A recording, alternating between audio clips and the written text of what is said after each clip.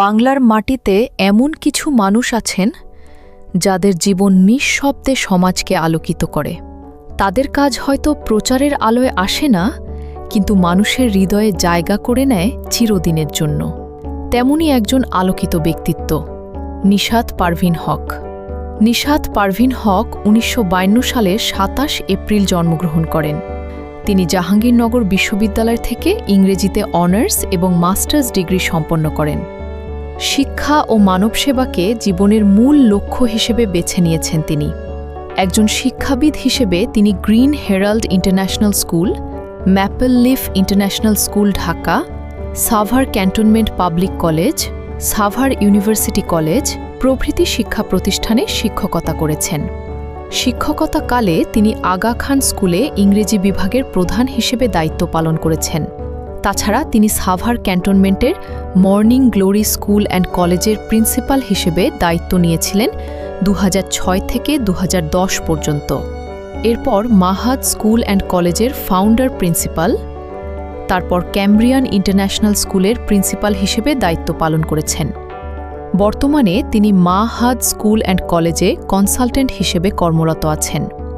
তিনি university of Hawaii, Honolulu, USA থেকে English এক্সপোজিটরি writing course সম্পন্ন করেছেন।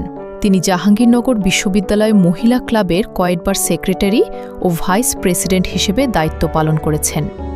২০০৮ সালে তিনি নির্বাচিত হন লায়ন্স ক্লাবস ইন্টারন্যাশনালের ডিস্ট্রিক্ট গভর্নর হিসেবে, যা তার নেতৃত্বগুণ এবং সমাজসেবার প্রতি অঙ্গীকারের এক বড় স্বীকৃতি।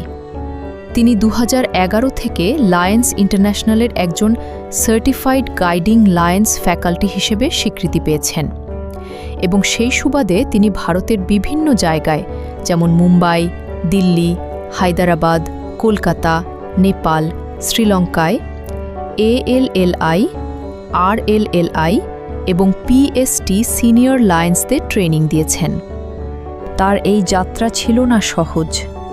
পরিশ্রম, ধৈর্য এবং মানুষের জন্য কিছু করার অদম্য ইচ্ছাই তাকে আজকের অবস্থানে পৌঁছে দিয়েছে। তিনি বিশ্বাস করেন, শিক্ষাই পারে একটি জাতিকে পরিবর্তন করতে, আর মানবতা পারে সেই পরিবর্তনকে স্থায়ী করতে।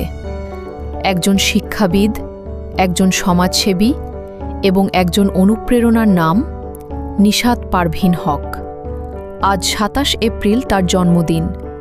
বঙ্গ নিউজ বিডিসি চ্যানেল পরিবারের পক্ষ থেকে রইল বিনম্র শ্রদ্ধা ও ভালোবাসা। প্রতিটি নারীর অগ্রগতি হওয়ার পেছনে বিয়ের আগে পিতামাতার একটা অবদান থাকে, অনুপ্রেরণা থাকে, তেমনই কিন্তু থাকে বিয়ের পরে। আজকে তোমরা যে নিশাতকে দেখছো, এর পেছনে কিন্তু আমার স্বামী প্রফেসর দানিল হক এবং আমার দুই সন্তান। এদের যদি সহযোগিতা না থাকতো, আমার বোধ আমার যদি দৃঢ়তা না থাকতো, সেই পেরেক না থাকতো, আমি জানি না গভর্নর হওয়া আমার পক্ষে কতখানি ইজি হতো। আমি জানি না, দুটো একটা আরেকটাকে কমপ্লিট কারণ সম্পূর্ণভাবে তুমি যতই কথা বলি, যতই কাজ করি, মহিলারা যখন কোথাও উঠতে চায় তখন একটু বাধার সম্মুখীন হয়। নিশাতকে দিয়ে অনেক কাজ করানো যায়, ওই কমিটিতে নিশাতকে রাখো, ওকে এখানে রাখো, কিন্তু যখন নিশাত ভাইস গভর্নরের কথা আসে, গভর্নরের কথা আসে, তখন কেন যেন একটু পিছিয়ে যায় তারা। এটা বোধহয় পুরুষের ইগো হতে পারে।